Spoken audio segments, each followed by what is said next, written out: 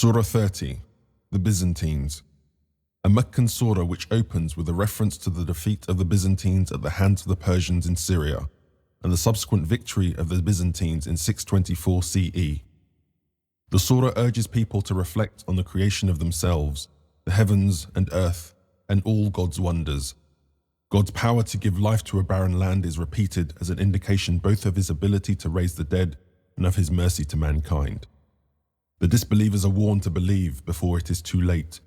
The Prophet is urged to persevere and to ignore the taunts of the disbelievers. In the name of God, the Lord of mercy, the giver of mercy.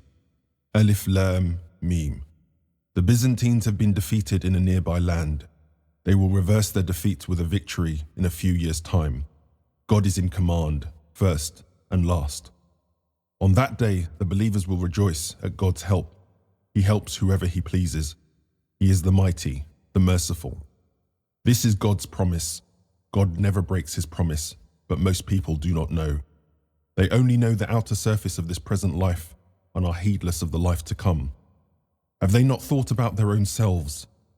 God did not create the heavens and earth and everything between them without a serious purpose and an appointed time. Yet many people deny that they will meet their Lord.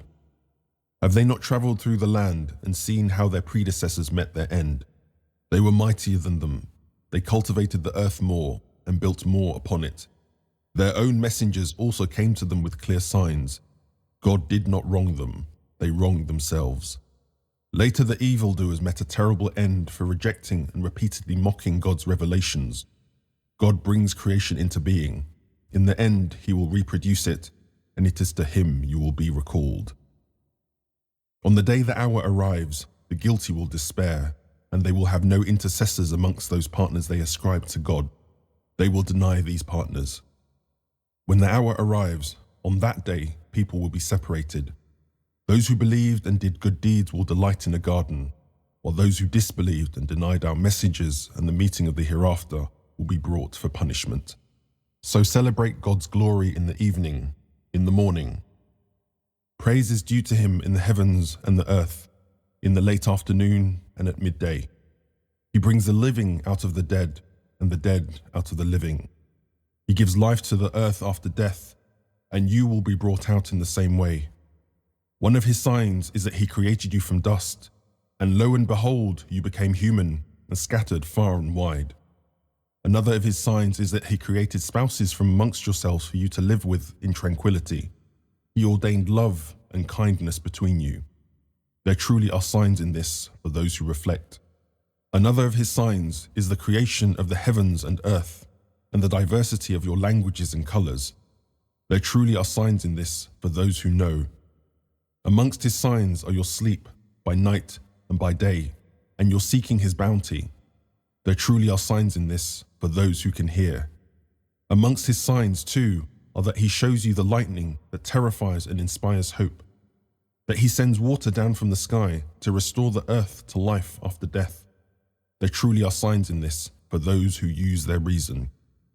Amongst his signs, too, is the fact that the heavens and the earth stand firm by his command. In the end, you will all emerge when he calls you from the earth. Everyone in the heavens and earth belongs to him, and all are obedient to him. He is the one who originates creation and will do it again. This is even easier for him. He is above all comparison in the heavens and earth. He is the Almighty, the All-Wise. He gives you this example, drawn from your own lives. Do you make your slaves full partners with an equal share in what we have given you? Do you fear them as you fear each other? This is how we make our messages clear to those who use their reason. And still, the idolaters follow their own desires without any knowledge. Who can guide those God leaves to stray, who have no one to help them? So Prophet, as a man of pure faith, stand firm and true in your devotion to the religion. This is the natural disposition God instilled in mankind. There is no altering God's creation, and this is the right religion, though most people do not realize it. Turn to him alone, all of you. Be mindful of him. Keep up the prayer. Do not join those who ascribe partners to God, those who divide their religion into sects, with each party rejoicing in their own. When something bad happens to people, they cry to their Lord and turn to him for help. But no sooner does he let them taste his blessing, than lo and behold, some of them ascribe partners to their Lord, showing no gratitude for what we have given them. Take your pleasure, you will come to know. Did we send them down any authority that sanctioned the partners they ascribe to God? When we give people a taste of our blessings, they rejoice. But when something bad happens to them, because of their own actions, they fall into utter despair. Do they not see that God gives abundantly to whoever he will, and sparingly to whoever he will? There truly are signs in this for those who believe. So give their due to the near relative, the needy, and the wayfarer. That is best for those whose goal is God's approval. These are the ones who will prosper.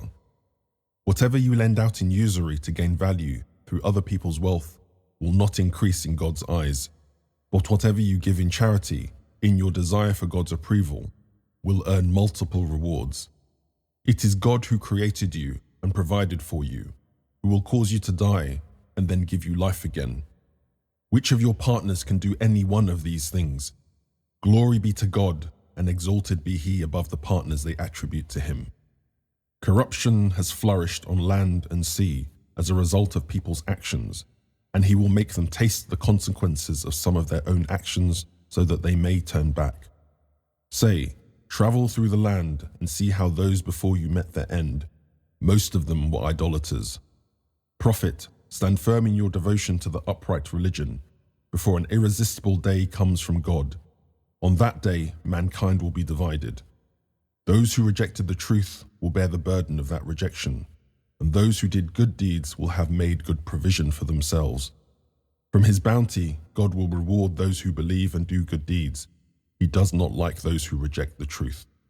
Another of his signs is that he sends out the winds bearing good news, giving you a taste of his grace, making the ships sail at his command, enabling you to journey in search of his bounty so that you may be grateful.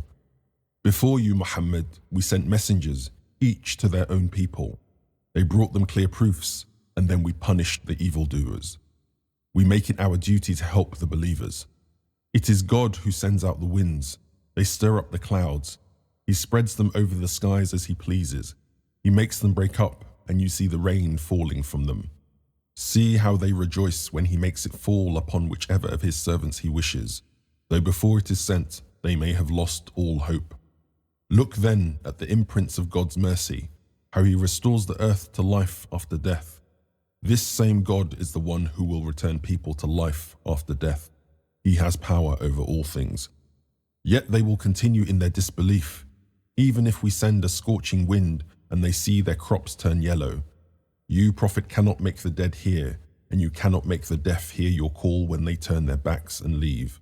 You cannot lead the blind out of their error. The only ones you can make hear you are those who believe in our revelations and devote themselves to us. It is God who creates you weak, then gives you strength, then weakness after strength, together with your grey hair. He creates what he will. He is the all-knowing, the all-powerful. On the day the hour comes, the guilty will swear they lingered no more than an hour. They have always been deluded. But those endowed with knowledge and faith will say, in accordance with God's decree, you actually lingered till the day of resurrection. This is the day of resurrection, yet you did not know. On that day, the evildoers' excuses will be of no use to them. They will not be allowed to make amends. In this Quran, we have set every kind of illustration before people. Yet, if you, Prophet, brought them a miracle, the disbelievers would still say, you, prophets, deal only in falsehood. In this way, God seals the hearts of those who do not know. So be patient, for God's promise is true. Do not let those with no firm beliefs discourage you.